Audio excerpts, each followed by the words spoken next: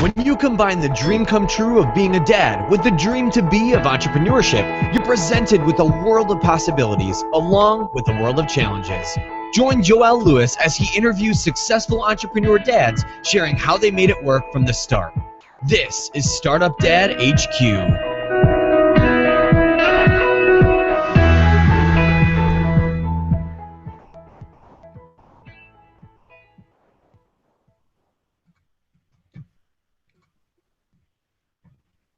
Hey, welcome to Startup Dad Headquarters, where we're exploring the intersection between fatherhood, entrepreneurship, and life. And today's Startup Dads backstage, I'm really excited to have on the show Jackie Bledsoe. Jackie is an author, blogger, and speaker, but first and foremost, he's a husband and father who encourages men to better lead and love their families. He's the creator and author of The 7 Rings of Marriage, which shares the lessons learned from his marriage and family, thriving through being homeless twice, through job loss, financial despair, loneliness, communication and intimacy issues, and just plain ignorance of what it takes to lead a family and make a marriage work. Wow. So Jackie is also a regular contributor to All Pro Dads, USA Football, and the DisneyBabble.com, and has been featured on TheGoodmanProject.com, Huffington Post Live, MichaelHyatt.com, Yahoo Shine, CoachUp.com, and BlackandMarriedWithChildren.com. Jackie, where haven't you been featured, man? This is I'm really excited to have you on the show today. Can't wait to get into your Startup Dad story. Welcome to Startup Dad Headquarters. Thanks, Joel. I'm excited to be on here as well. Yeah, definitely. And we had some issues at the beginning, and I want to apologize with that. And even with the technical issues, I don't know what happened right at the beginning there with that. I hope I didn't blow your eardrums with that that sound. There's always some technical issues that takes place when you're trying to do these things. So thank you for coming on the show. My pleasure, and thanks for your patience. I think I'm going to accept the blame for the initial technical issues for not paying attention to my emails, but we're good to go, and I'm ready to roll. No worries. So, Jackie, I just told the audience a little bit about you. Please take a second. Let us know what you have going on right now with your business and what's really exciting you about your business today. Yes, right now I am actually in the middle of finishing up my manuscript for my book, The 7 Rings of Marriage, and we're a few weeks away from actually launching our very own show, which is the 7 Rings of Marriage web show. So that has taken up a lot of my focus right now. The book is being published by Lifeway Christian Resources. Their publishing arm is B&H Publishing. So we're excited that the couples that we're speaking with on the web show and interviewing and then just uncovering some of the stories that I kind of alluded to in the bio. It's really exciting, and I believe it's going to be a game changer for marriages, just showing marriages what we've gone through, the different stages, the different rings that we've gone through, and the other couples as well, and what we've learned from it. When we've experienced a lot, we've learned a lot, but also we want to share that so that way others can experience some of the same. Yeah, that is awesome. And you know, from reading the bio and the challenges that you've gone through, being homeless twice. I know we're gonna get into your story, and I can't wait to dive into it. But it sounds like you have tons of experience and a lot to share with the couples out there, the married couples out there. When you say a web show, is that going to be like video based and all that kind of stuff on YouTube? Yep, it will be similar to what we're doing right now. Actually, with your show, is we interview other couples via Google Hangouts, and then we also will share the audio version of that via the podcast. Nice. So I just wrapped it up in one web show podcast component as well as a video component.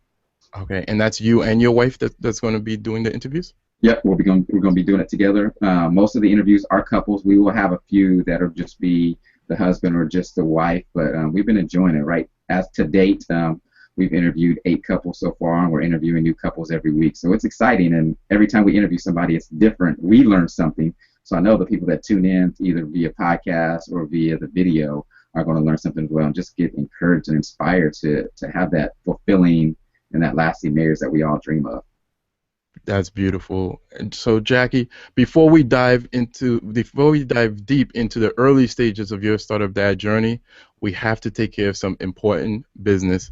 And this is a perfect segue into what we were just talking about, and that's what I like to call family first. And the quote I like to kick this off with is no other success can compensate for failure in the home. Would you agree with that, Jackie? I definitely would agree with that. Definitely, that's part of my manifesto that I wrote, is that basically if you're succeeding outside the home but failing inside the home, it's all for naught. Perfect, perfect. So with that said, we want to jump into family first. I asked you to submit a family fun photo.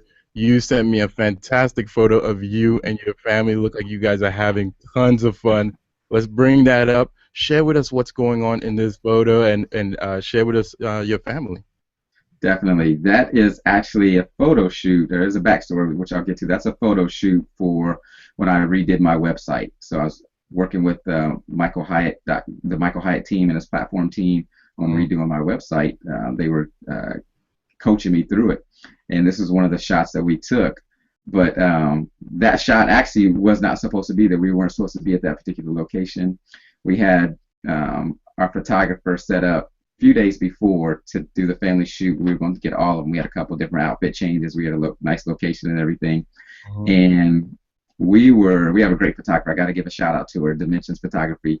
But we were 90 minutes late to the photo shoot. Oh no. 90 minutes late. Wow. And I was hot. I attributed 90% of that to my wife, because I was really, really upset with her. And I was like, how are we not 9 minutes, not 19 minutes, but 90 minutes late to the photo shoot? So first, our photographer said, still, come on through. You're still good to go. There's a little bit, we didn't get to do the full photo shoot because there wasn't enough light left. So this is day 2 of the photo shoot, actually. But day 1, I don't know how in the world we even got a smile on our face. So I was so frustrated. My wife just passed me a water bottle as I'm talking about this right now. So I was so frustrated and so upset that I just knew the photo shoot was ruined. Now keep in mind, we're working with Michael Hyatt and team. This is a big deal. We were on a time frame. We needed to get these pictures ready so we could get the website updated. And here I am thinking, we just messed up the photo shoot. You know, I probably was in there with a grimace on my face, you know, couldn't smile. So the photographer was great. She got the best out of everybody. So we smiled. You would have never known. And you can tell from the picture right here, you would have never known that we were going through what we were going through. We were so frustrated. I mean, I don't think we talked on the way there or throughout the photo shoot. I think we talked to her, not one another. And this is day 2, which was a little bit better, but still a little bit frustrating, because now we are adding another day to the photo shoot, and it was getting ready to start raining that day. So later we were this was in a park, and we were actually in a setting where it started raining. We were in the mud and grass. When we left, we were muddy and dirty and stuff like that. So from this picture, you can't tell. You think we were having the greatest time. There were no issues, but there was a little bit of stuff going on behind the scenes. Yeah. Never let them see you sweat, right? So exactly. And it pays to have a good photographer too that can bring that good stuff out of you.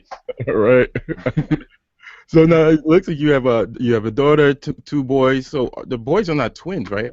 They look like the one on the right holding your daughter's hand look like he's a little bit older than the one on the left.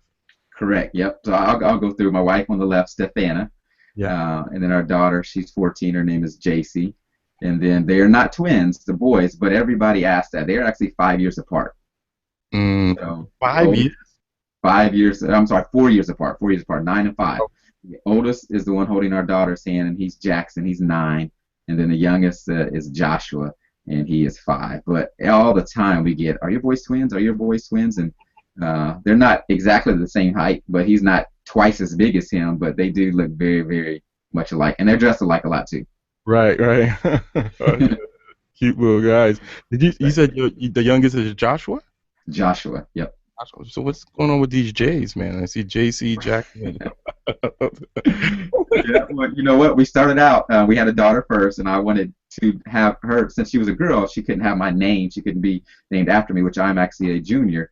So we said we wanted to find a way to keep my name in her name, I guess. So we named her JC, and she had my initials, Jackie Bledsoe, JB. And then the next one, we had our boy, and I didn't want to go with the third. and I actually was considering Joshua at the time. My wife wasn't wanting Joshua at the time, so we were trying to figure it out. And actually, my father-in-law, who is now passed, he passed right after Jackson was born, said, "Why don't you name him after you, as Jackson, son of Jack, basically." So that's how we came up with Jackson. And then Joshua, the third one, we were going to go completely away from the J's. And then at the last minute, my wife was like, "Well, I don't want him to be different than all the other kids, so we got to come up with a J." So Joshua came about. Joshua came back. Yeah. Yeah. Nice. So, Jackie, let us know, what does fatherhood mean to you? As a dad with three kids, various ages, tell us, what does fatherhood mean to you? And fatherhood is it's the best and the most challenging at times. It is a chance for you to see yourself, and you see some of the things that you do that you aren't pleased with in your kids, but you also see some of the things that you are pleased with in your kids. So it's the best of both worlds in that. But to me, I come from a line of family men, from my grandfather, my dad's father, and my dad as well, who just was crazy and passionate about kids. And that's the same with me. I've structured my whole, you think about entrepreneur, startup dad headquarters, I've structured my whole career out of being able to spend the most time I can with my kids and with my wife. When I was in corporate America earlier, I just felt, that was when we just had JC. It was a challenge to really get that time. Corporate America demanded a lot, and at the time, corporate America demanded a lot, but it wasn't that rewarding to me. So I wanted to find a way to get to that point where I could spend that time with them, and that's where, the entrepreneurship came in. And now my ultimate dream of someone who is passionate about family, passionate about being a dad, passionate about business, is a family business. So to me, business and family is really not separate, because your family is so involved with it. But just being a dad is one of the greatest things that you can experience. I mean, that picture right there, I love it, because yes, we were having a hard time, and in that moment, she caught everybody smiling, and I think Joshua was kind of like, "Oh," but everybody else was smiling. It's just those moments are what make up fatherhood, not necessarily the big accomplishments, but those moments, spending one-on-one time and hearing your kid express something that you've never heard them say before, whether it's a concern or something they don't know, and having the opportunity to teach them, or something that they're really, really excited about. Yeah, absolutely. So how are you balancing everything that you have going on with the three kids, the business, and obviously loving your wife? Sometimes I don't know. I don't know how I do it, but I will say that I'll add this to the mix. We are a homeschooling family, so literally all five of us are home majority of the day, except when 2 days a week we go and meet with our homeschooling community, or two different homeschool communities actually. But it is a challenge, and I try to not go back into the corporate America mode where when you're a dad and you're out trying to provide for your family, you spend so much time out there working and trying to earn income and trying to provide for them that you miss the time at home. I've been guilty of that as a startup dad, as someone working from home, and even with kids who are homeschooled. So that is always a fight, and I think one of the things you just have to set up, you have to set up blocks, you have to set up borders, you can't cross certain paths. I've struggled with trying to shut down at 5 o'clock and not have the computer out later on. You have to dock your phone when you come in the room with them, instead of carrying your phone around with things in your pocket, things like that. So there's a bunch of different areas that you have to be intentionally making sure that you don't steal time from your kids, from your family, from your wife. Yeah, and that's very difficult. I know I'm going through my experience, especially at the early stages, right? Because that's like when you're burning the most energy. You're trying to get this thing, like that rocket ship. You're trying to get that rocket ship. 95% of the fuel is required just to get it off the ground, right? And it feels like you always have so much to do, and to even step away for 2 hours to have dinner together, your mind is processing, what can I be doing? What can I be doing? What can I be doing? So definitely a challenge. Yeah, your mind never turns off in that area. Exactly. So Jackie, let's get down to it. Besides throwing out the trash, what's one way you help out around the house that is not traditionally considered a man chore? Wow, taking out the garbage is my thing. Well, actually, I pass that on to Jackson, so he does that, but I help him out with that. What do I do around the house that I would not consider a man? Sure. One thing that I did, and I do not do any longer, is I actually was the primary teacher for our daughter when we brought her home from public school and brought her home with a family to homeschool. Nice. That's something that I actually, so at home, I was a primary teacher, and I actually was a tutor for our homeschooling community for 2 years. So I Oh, tutored the kids that were my daughter's age. They ranged in age from about, that was a couple years ago, so from about 8 or 9 to about 12 years old was the group that I had. mm, So that was something that, because I mean, it is a mom-dominated area when it comes to homeschooling, and right. so that I even got a little frustrated sometimes because everything that they mentioned was about the moms and about the moms. All the documentation, all the information we read, it's about the moms, and here I was this dad that was, you know, teaching at home and also tutoring in the community. But that was something that was different. I really enjoyed it. I really want to do more of that. I'm a teacher at heart. That is one of my gifts, is teaching. But now, like you said, I'm in that stage of the business where, I'm starting up, I'm growing, I'm trying to get to a point where it runs a little more on itself without as much effort from me. The systems are in place, so I haven't been able to do that. Outside of that, I'm trying to think what else I do. I'll say what I don't do. Probably my family's probably happy is I don't cook. My wife, I do every once in a while, but my wife is the primary cook, and I think that is probably better for the family because they might not be satisfied with having spaghetti every night or pizza or the limitations that I have with my culinary skills. Nice, nice. Awesome. I can see you being a math teacher. Is that what you do? Oh man, I love math. That is, I'm a numbers person, so yeah, and I do still help out a little bit with math. I just haven't. I talked about those borders earlier. I got to do a better job of setting up those borders, so I can do a little more with the homeschool again and with math particularly. Yeah, homeschooling is so awesome. My siblings homeschool their kids, so that's great. So Jackie, we're now heading into. I almost called you Joshua. No, no, we're now heading into the segment that I call True Startup Dad Story. And with this being Startup Dad headquarters, we want to talk about your start. I like the quote that goes, "The journey of 1,000 miles begins with a single step." Jackie, take us back to the initial steps of your Startup Dad journey. Definitely, and it's fine if you call me Joshua. I call our kids the wrong name all the time with all the J, so perfectly acceptable. All right, so our journey actually goes back before what I'm doing right now. Of course, like pretty much every entrepreneur has, is a corporate America thing back in the day, and this was over 10 years ago. A friend of mine, we had dinner with a friend, and he turned me on to Rich Dad Poor Dad, book by Mhm. Robert Kiyosaki, Yep. which completely opened my mind up to everything else. That was the kickoff of my mind being open to all kinds of concepts and all kinds of different ideas that I had previously. So, of course, Kiyosaki is big on real estate. So that was the first venture that we started, which was about a year later. So we started off in real estate, I think from January of '03 till the end of '08. We had our own real estate investment company. Out of that, my wife was able to create an appraisal company. So we had two different businesses that were working in real estate, and things were going pretty well. And of course, everybody knows the market changed. I don't blame our downfall on the market as much as I do on us not being prepared for the good and the bad. So Right. that was a big lesson that we learned in that. But that was our first business, and I learned a lot in there. I learned about how to, deal with people, how to deal with contractors, how to evaluate the numbers, which of course I loved. But we actually had to close our real estate business and talk about our home being homeless. Those were two. Well, actually, the first time we were homeless was due to some of the downfall that came from our real estate business. It was a tough time after that, and without going into all that detail right now, because I know we're focused on the business aspect of it, but that led to me going, kind of taking odd jobs here and there, and then eventually taking a commercial sales job.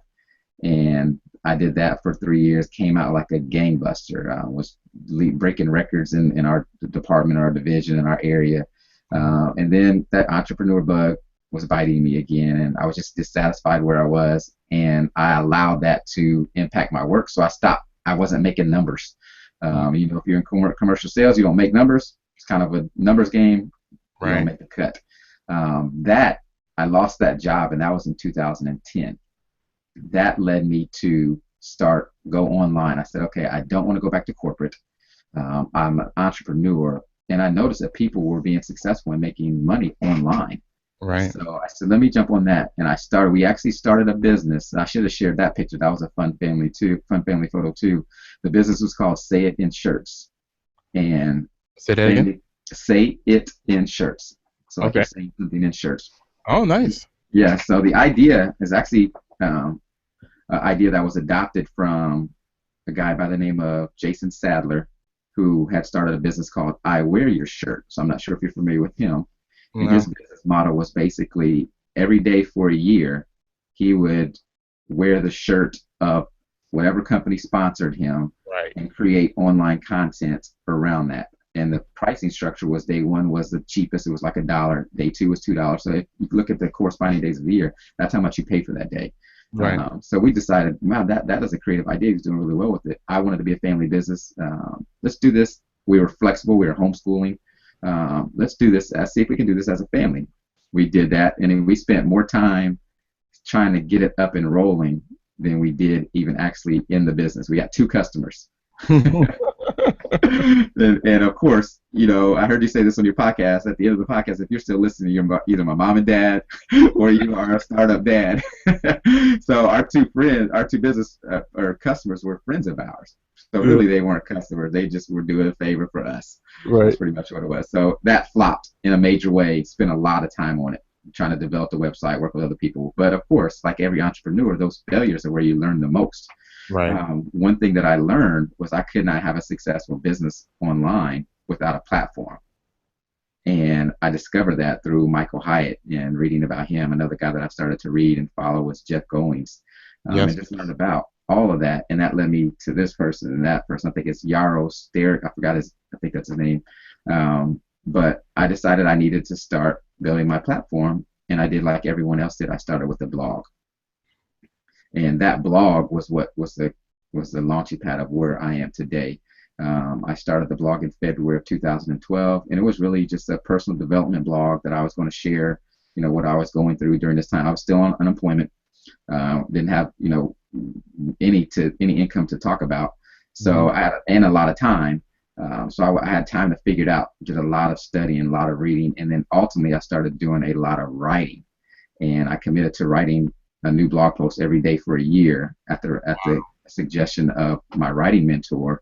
He said he tried it, he didn't make it, so I tried it. I did make it in the end, but what it did do is I wrote every day for several months, and in so doing, I was being my writing and information or content was being noticed by other people, and particularly most people gravitated to what I was writing about personal development, but in the context of how it related to my relationship with my wife and with our kids.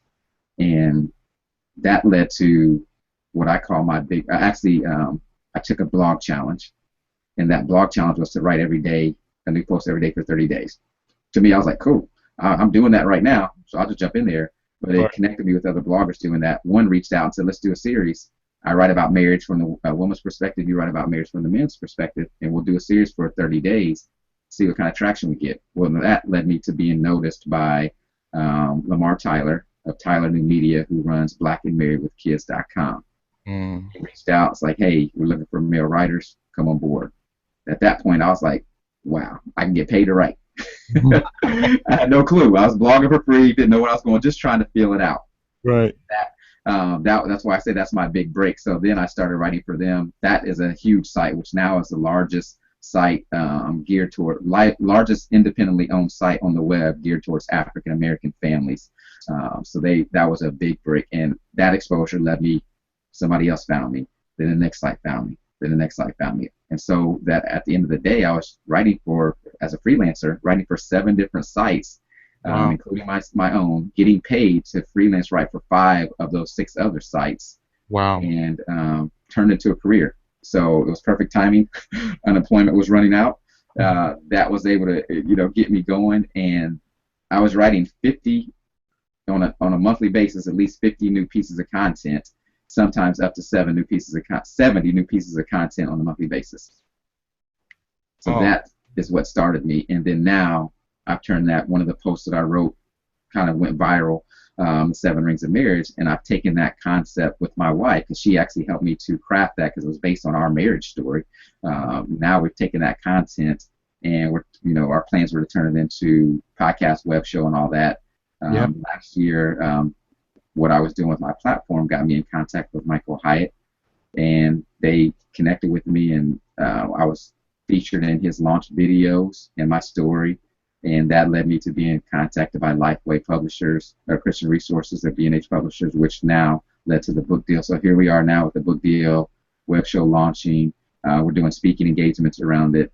Platform was building. We're building products centered around that, and that's kind of how the story got to here where we are today. Nice. There is so much there to go after. So let's start back 10 years. So you were married. JC was already born.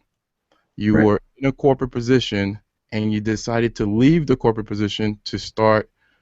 So you got the Robert Kiyosaki, Rich Dad, Poor Dad, Right. shared that with your wife. And I love the fact that you're always saying like we decided to start this business because you guys are doing it together, and that's amazing. That's awesome.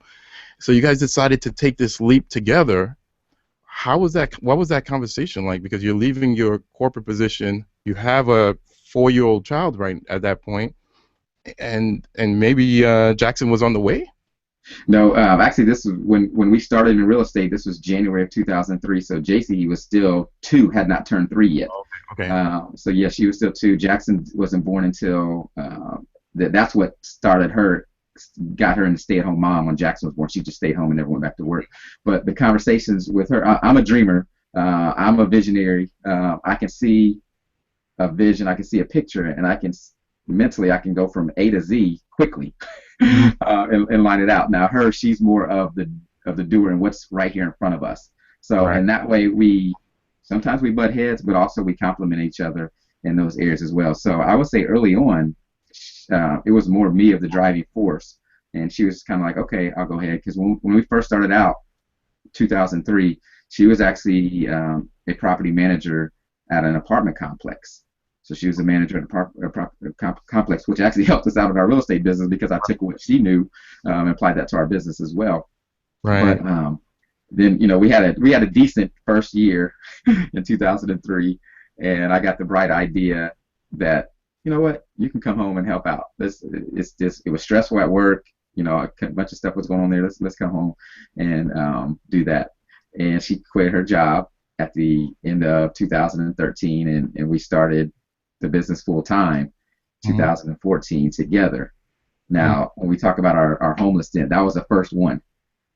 So because we were not expecting, we basically weren't prepared. So we couldn't, we didn't have any monthly income coming in. At that point, our income, any significant monthly income coming in, at that point our income was from the sales that we were making of buying houses, rehabbing them, and selling them.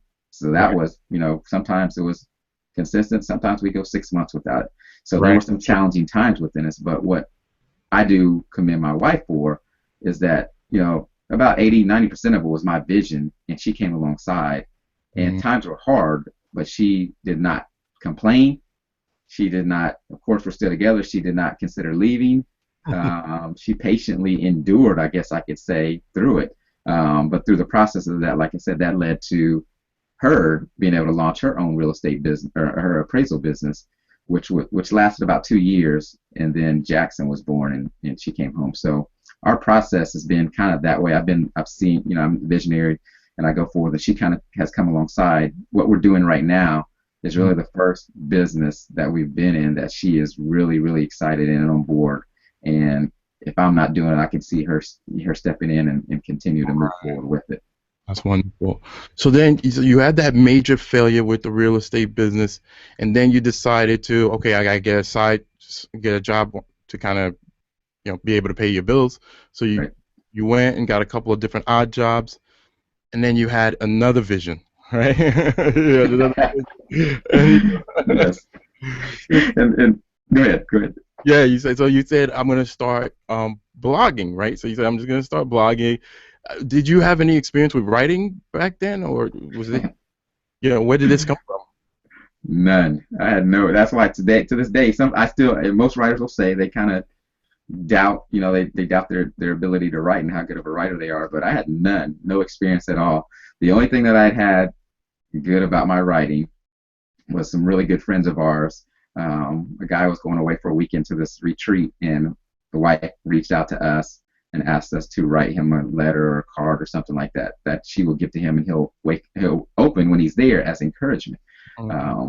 So I wrote that letter, and she's like, okay, I won't look at it. It's just gonna be strictly to him. Wrote the letter before it was an email. Before the email even went through, she was responding back. Had read the letter that she promised she was not going to read, but she complimented. She's like, "You are a great writer. What you said, that was beautiful, yada yada yada." So that was the first, I kind of took it. I was like, "Wait a minute, you weren't supposed to read that." I'm glad I didn't say nothing too personal, but then she encouraged me. So that was the only thing I had about being a good writer, or about being a writer. Period. Never had no interest in it or anything like that. But I knew from the failure of starting an online business that I had to create a platform, and everybody that I saw that was successful in doing so started with the blog. That was their home base. Right. So it was out of necessity. And I started blogging. Unlike some people who start blogging and turn into a business, they kind of start blogging just to kind of share, their experiences. I started with the mindset that I wanted to start a business out of this, and I'm using this to figure it out, Right. and to create people that are interested in whatever I'm talking about, so I can, create product, create services, whatever it is. So, but going back to that challenge that I took of writing day after day after day, that honed that skill, that developed that muscle of creating content, a lot of content for a variety of different sites, and doing it on a regular basis. So I know without that, had I just taken an approach of write once a month, write once a week, I wouldn't be here right now. One, it got me the exposure. Two, it developed that skill. And, I don't toot my own horn. I still think I have a bunch of issues with my writing, but people are receiving it well, and that's kind of what I go from. And it's creating opportunities from that. So, we guys, a startup dad on the other end of the broadcast is listening in, and he's thinking about creating a blog. You're talking about blogging every day for a whole year. He's getting a little nervous and scared. How long were your blog posts? Were you doing like the Seth Godin, one paragraph blog post, or were you doing like the 1,000-word blog posts per day? Yeah, first I'll say consistency is more important than doing it every day. So whatever frequency he chooses, that would be the best thing to do. Stick to it, and that's what I try to do. Now, as far as when I first started, I was actually very long-winded. So my posts were probably, when I first started, were probably longer. I know there were some short ones when I just couldn't come up with a lot, but I'm actually, over the last few months, I've actually tried to, I really love Seth Godin, the way he's able to write those short posts and be meaningful. So I'm trying to train myself to do that. But I was writing 700, 800, close to sometimes 1,000-word posts, and I felt like I couldn't write any shorter because I just couldn't get out what I wanted to say concise enough and meaningful, impactful enough in that short. So I was writing longer posts, and as far as going back, I don't know what the average post was, but I felt like they were too long for me, and I wanted to get them done. Now, recently, like I said, kind of trained myself to do that shorter, and then I had to unlearn that because it takes a different skill to write the book, which is what I'm writing right now. Now I got to string together longer thoughts again. So the key is writing consistently, and that's what all the different type of writing that I've done has helped me to develop that muscle. So if you're a startup dad and you're starting with the blog, don't say, oh, I got to do what Jackie did and I got to take a challenge and write every day for a year or for a month. That can help. Maybe you want to do a blog challenge once a month or every few months or something like that. But the main thing is pick a frequency that you can handle and then start writing consistently according to that frequency. If it's every Tuesday, every Tuesday. If it's twice a week. If it's Monday, Wednesday, Friday, do that. Nice. Jackie, there's a quote by Will Smith that goes, just decide what it's going to be, who you're going to be, how you're going to do it, just decide, and from that point, the universe is going to get out of your way. Share with us where you were and how you finally made the decision to pursue your dreams. Sorry. That's right. Sorry, I don't know if I muted that out before I cleared my throat. Say that again. So the decision that I made to pursue my dreams? Yes. Yeah, I think that decision actually happened a long time ago when I read that Kiyosaki book, but I didn't know what it looked like, and I didn't have confidence that I could do it. I started some things, had some moderate success, but ultimately they didn't pan out the way I wanted to. Otherwise, I'd still be doing them. I even jumped into network marketing for a time, and that didn't pan out. So I think it's been a process. There was not one aha moment. But as I look back, I'll give an illustration. A mentor of mine in real estate, he was one of the guys that made it after the fall. The market changed. But I can remember him sharing stories with me. He would be frustrated because he was starting out. He was a few years ahead of me as far as the game. But he was also at the level of some of these guys who have been in it for a long time. But he would be frustrated because he would see these guys have the ability and the financial capacity to buy large groups of properties when he was buying 1, 2, 3, one at a time. Then he hasn't got another one. So he would always be frustrated that he was always searching for that package deal, that one big deal that would take him to the next level. Then he said he looked back and he looked up and he had 100, 200 properties. Like, I have a package deal myself. I just built it over time.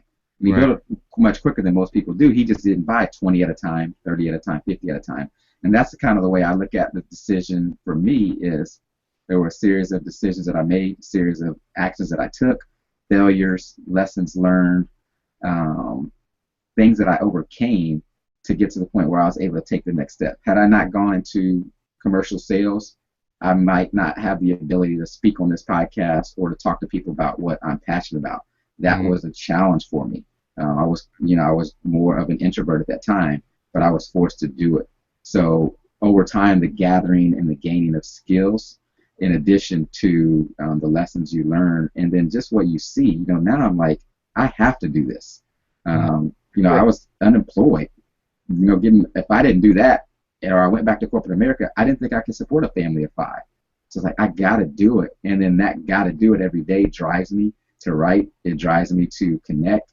It drives me to, do everything that's necessary to keep my platform growing and keep income coming in here as, almost a solo entrepreneur. Yeah. Awesome. So, Jackie, it's time for Real Dad's Real Talk. This is where we go deep, and I ask a series of tough questions that we just can't skip over. Are you ready to dive in? I am ready to dive in. All right. So we talked about failure quite a bit earlier.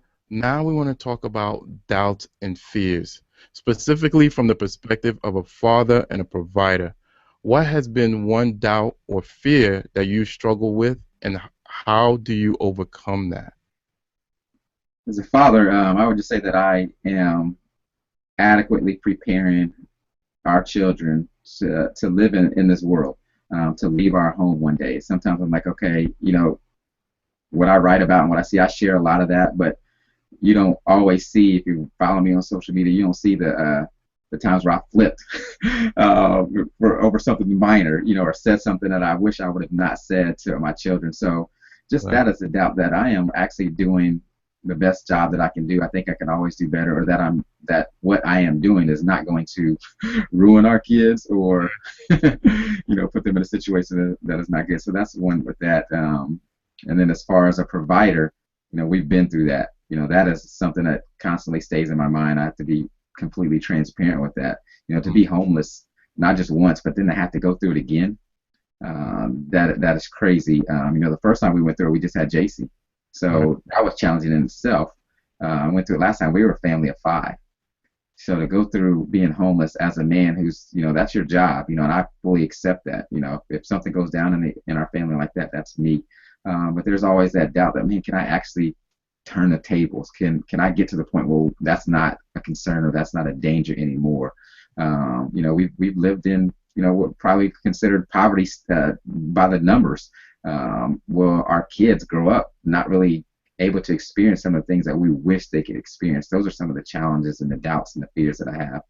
Yeah, and I think that's a huge one, right? And I thank you for being vulnerable and sharing that with us, because that's as a provider, as you stated, leaving a lucrative, well-paying corporate job with benefits and everything to pursue your dreams.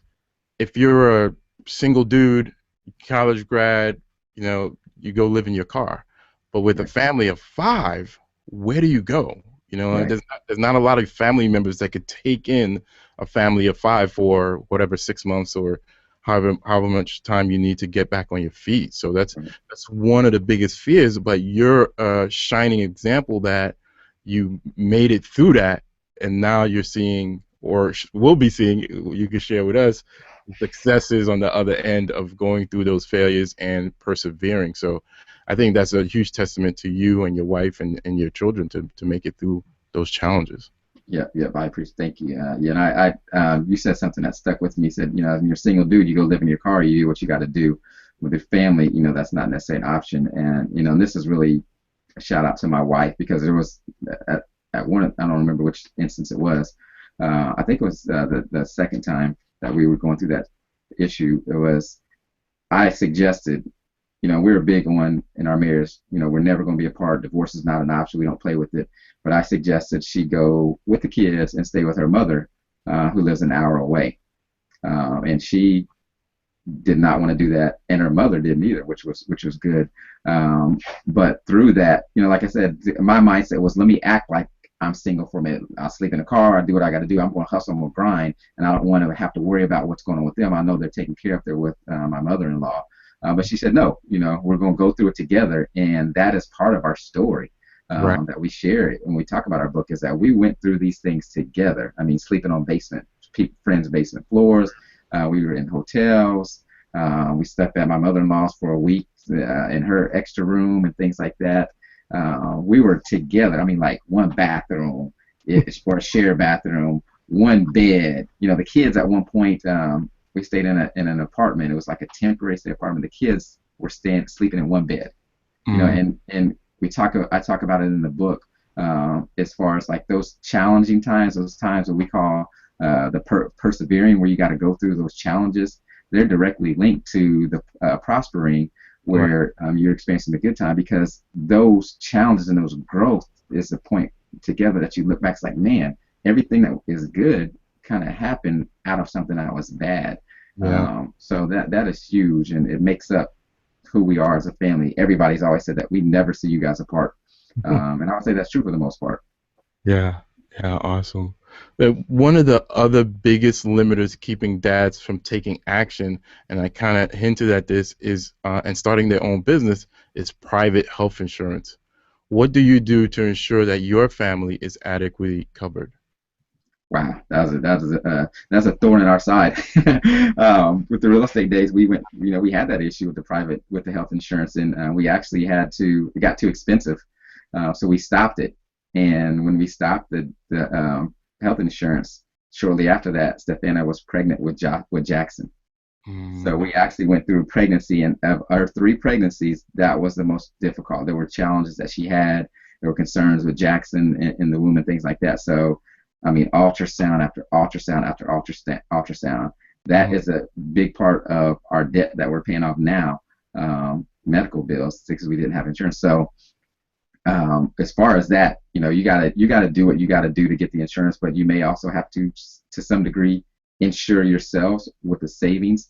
But the best insurance for me, and I believe everybody, especially startup dads, should adopt, is to take care of your bodies.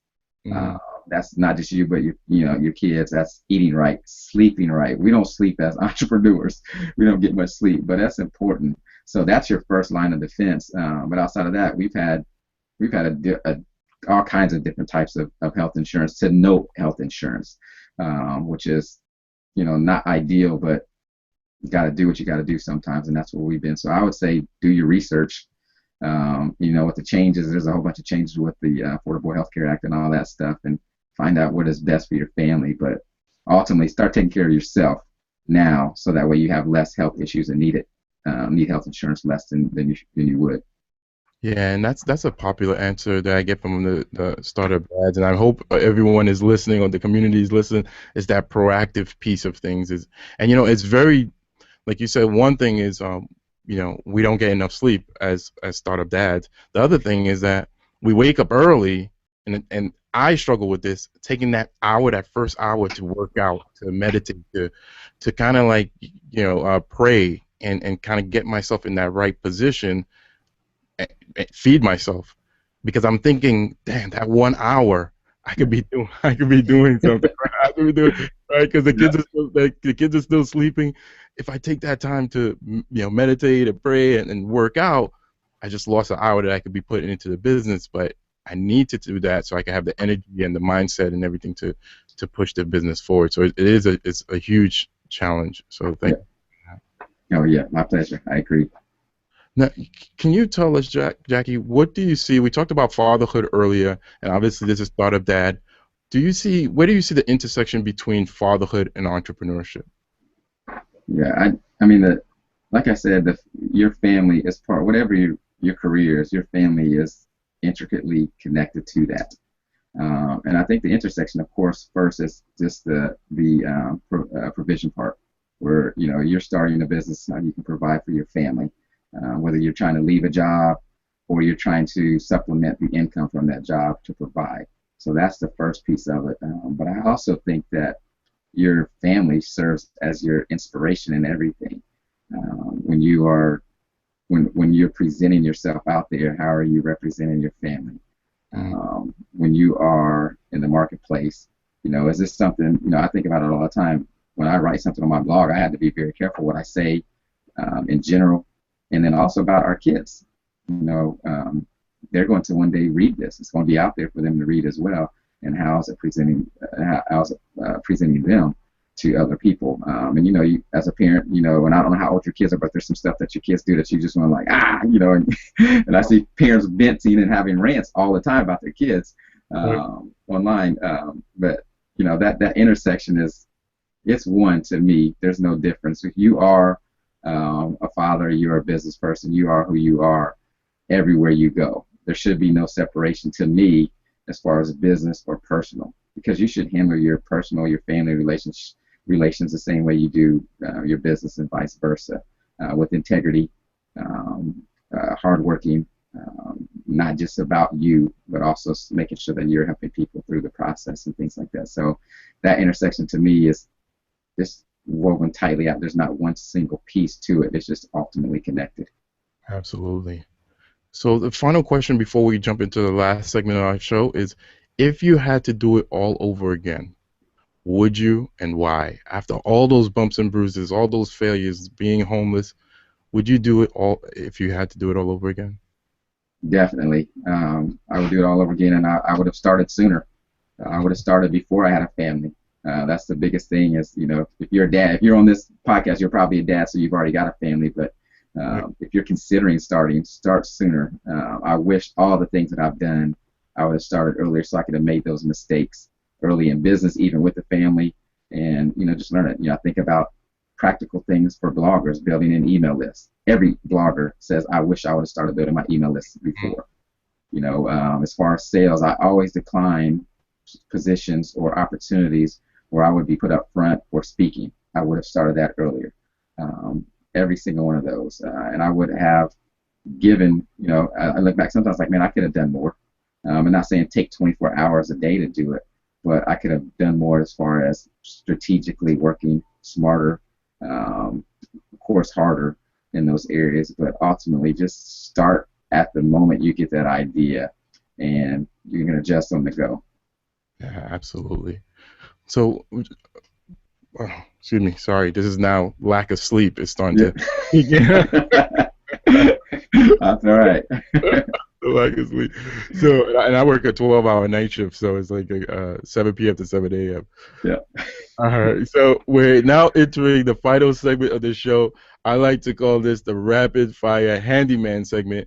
And this is where we quickly reach into your toolbox and you provide the Startup Dad community with some really useful tools. We also like to think about this segment as, you have your kids, JC, Jackson, and Joshua, knocking on the door to say, Daddy, come out, let's play.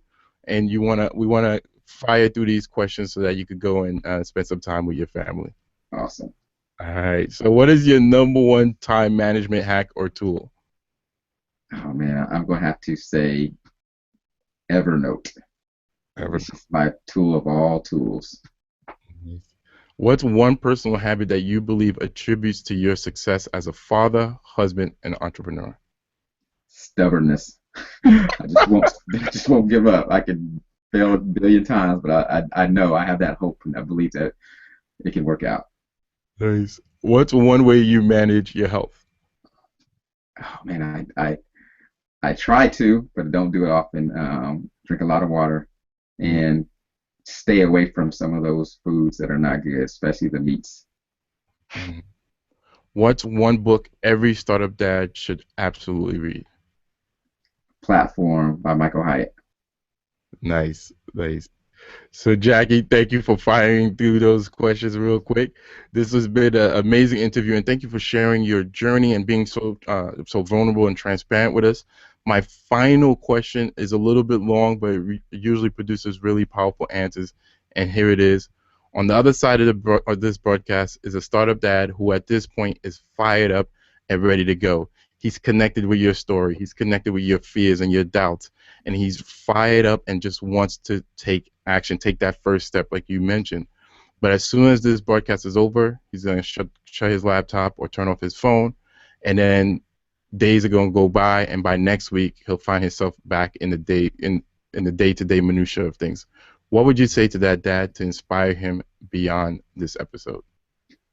Whatever you're feeling right now, write it down, make it plain, hang it up. I believe it is in the Bible in Habakkuk. That's what he's instructed to do, is write the vision, make it plain, and share it so they can run with it. So if you close your laptop, you're going to forget 90% of what I said. But if you take at least that one or two nuggets that really light your fire, that really put something behind you, write that thing down, keep it up where you can see it on a daily basis, whether that's in your office, whether that's in your bedroom, or whether it's on your mobile device that you take with you all the time. Keep that vision, keep that at hand so you can continue to focus on it. Awesome. Jackie, thank you for your time. Thank you for sharing your startup dad journey and for a truly inspiring episode. Please take a moment and let the startup dads know where they could find you, how they could connect with you, talk a little bit more about the web show, and then we'll say goodbye. Definitely. You can find all things at JackieBledsoe.com. And then I'm actually going to put together a few resources that you guys can download just for Startup Dad headquarters viewers and listeners. Is JackieBledsoe.com/StartupDad. Nice. So check that out. That will give my date night in a box. You can connect with your wife. It'll list how you can get the information about the 7 Rings of Marriage book and web show. And you'll be able to find everything that we've talked about here. Or all the information that goes deeper with what we talked about here on that page right there. Awesome. Thanks again, Jackie. My pleasure.